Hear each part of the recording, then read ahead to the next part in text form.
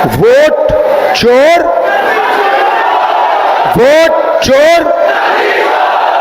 अभी मैं आ रहा था, छोटे छोटे बच्चे थे, छोटा सा ग्रुप था, मैं वहां से निकला, मेरी ओर देखा और कहा नरेंद्र मोदी वोट चोर। छोटे बच्चे, 6-6 साल के बच्चे अब बात समझ गए हैं कि हिंदुस्तान में वोट चोरी की जा रही है। अब देखिए, कुछ समय पहले अमित शाह ने कहा कि बीजेपी 40-50 साल अब राज करेगी। याद है आपको?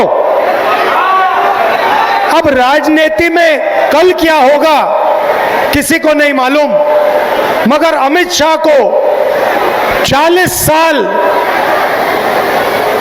साल की राजनीति मालूम है। कैसे?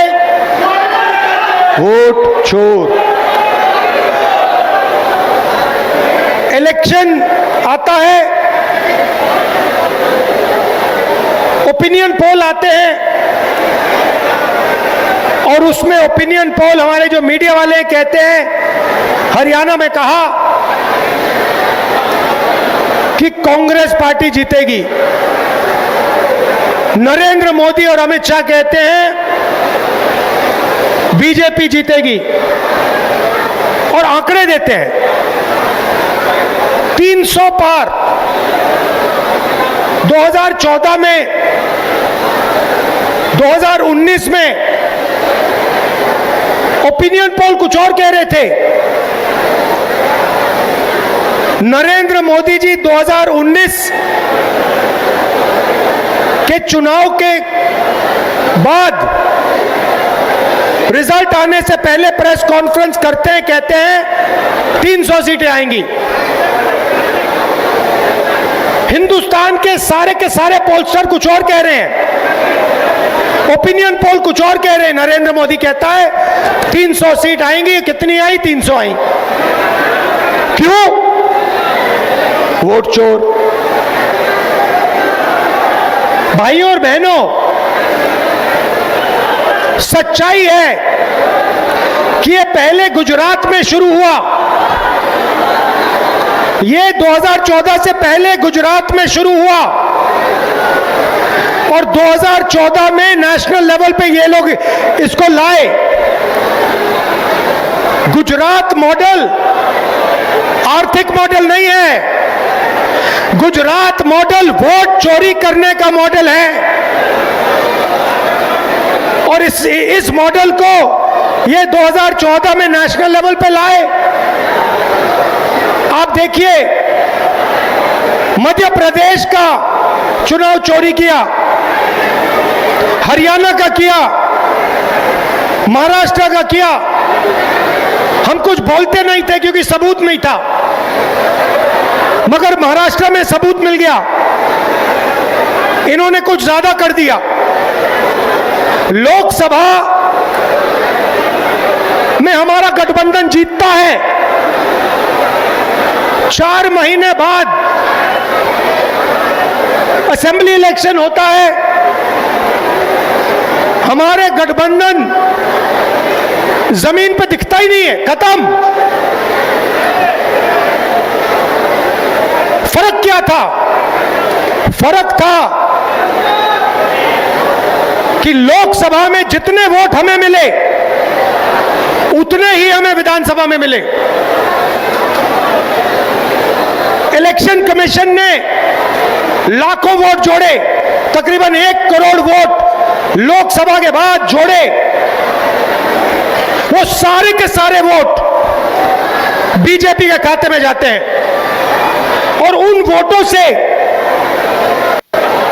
बीजेपी चुनाव जीतती है। हमने इलेक्शन कमीशन से पूछा, हमें वोटर लिस्ट दीजिए, कहते नहीं देंगे। हमने कहा वीडियोग्राफी दिखाइए, कहते नहीं देंगे। और उसके बाद कानून बनाते हैं कि 45 दिन में वीडियोग्राफी खत्म कर दो, डिस्ट्रॉय कर दो। तो फिर हमने क्या किया, हमने एक टीम को कर्नाटक में महादेपुरा विधानसभा में हमने उनसे कहा कि देखिए आप थोड़ी गहराई में जाइए।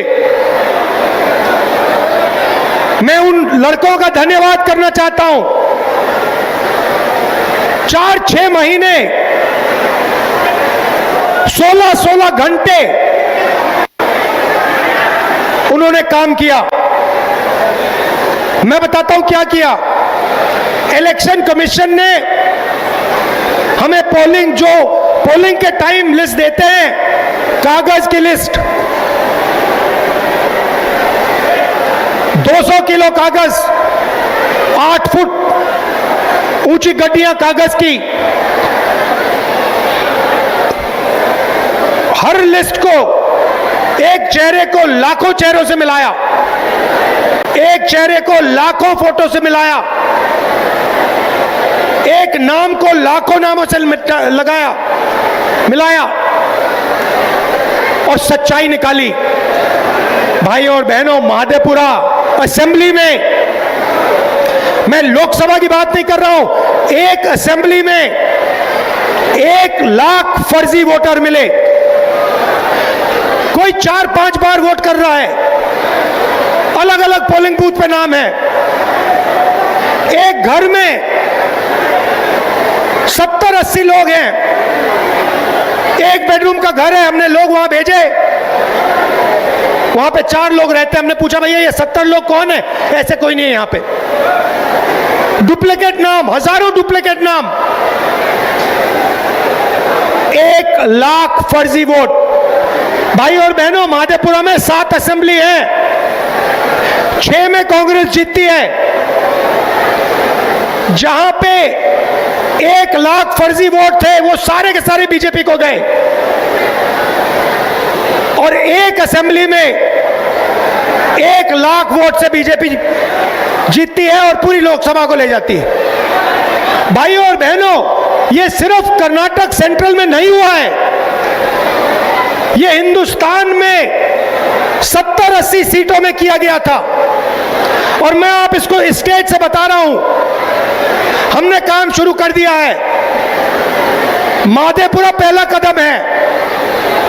हम आपको दिखाएंगे कि असेंबली इलेक्शन चोरी किए जा रहे हैं, हरियाणा चोरी किया गया, महाराष्ट्र चोरी किया गया, लोकसभा चोरी की गई। हम दिखाएंगे आपको सबूत के साथ, जैसे हमने महादेपुरा में दिखाया, सबूत के साथ हम आपको दिखाएंगे।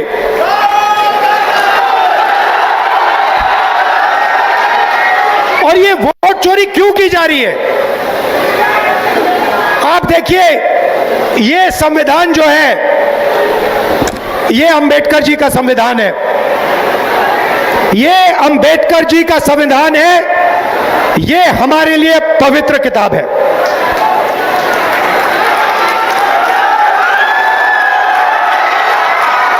इसको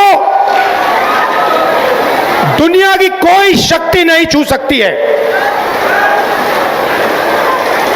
इसमें लिखा है हिंदुस्तान में एक व्यक्ति को 1 वोट मिलेगा। इसमें कहीं नहीं लिखा कि एक व्यक्ति को 2 वोट मिलने चाहिए, 3 मिलने चाहिए, 5 मिलने चाहिए और दूसरे को वोट मिलना ही नहीं चाहिए।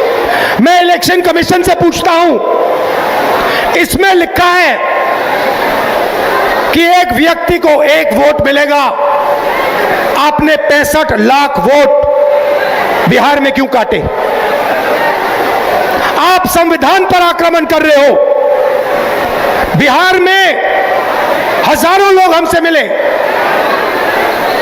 हजारों लोग मिले, कहते हैं भैया हमने तो वोट किया, 3-4 बार वोट किया, हमारे पास सारी की सारी आईडी है, हमारा वोट काट दिया।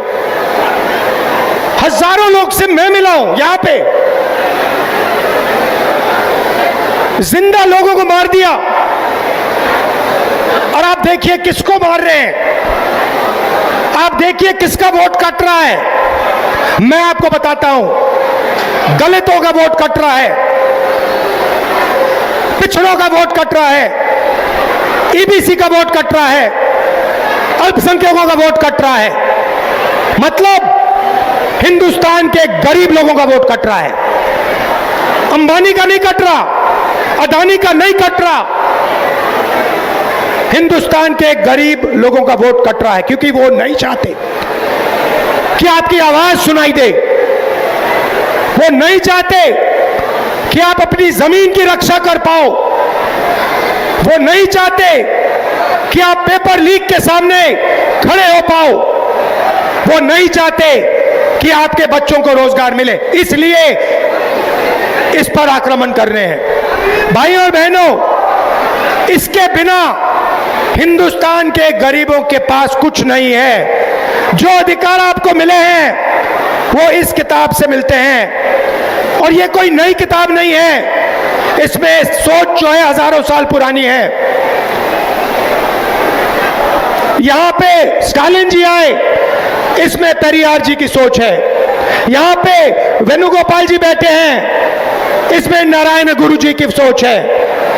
इसमें अंबेडकर जी की सोच है, इसमें फूले जी की सोच है, इसमें गांधी जी की सोच है, इसमें भगवान बुद्ध की सोच है, इसमें कबीर की सोच है। ये हमारी आत्मा की किताब है। और मैं बता रहा हूं, अगर वोट चोरों ने यह सोच रखा है कि ये भारत माता की आत्मा को चोट पहुंचाएंगे, तो ये इस देश को, इस देश के जनता को, इस देश के युवाओं को नहीं समझे हैं। भाइयों और बहनों, मैं आपको गारंटी देके कह रहा हूं, और अच्छी तरह सुनिए, नरेंद्र मोदी वोट चोरी करके चुनाव जीतता है। शहर की भीड़ से बोर हो गए हो? तो चलिए आज नए वाइब में आपको लेके चलते हैं, जिसका नाम है वैदिक विलेज। एम्स पटना से 10 मिनट की दूरी पर नौबतपुर में स्थित ये सोसाइटी सिर्फ आपके लिए है। यहाँ पे मेन रोड 30 फीट की है, रिंग रोड 24 फीट की है और ब्रांच रोड 20 फीट की है। यहाँ मिलेगा आपको स्विमिंग पूल, जॉगिंग ट्रैक, मंदिर और 24/7 सिक्योरिटी कैमरा जैसी बेसिक एमिनिटीज। शांति और सुकून से भरा प्लॉट चाहिए तो सोचना बंद करो, अभी कॉल करो नीचे दिए हुए नंबर पे।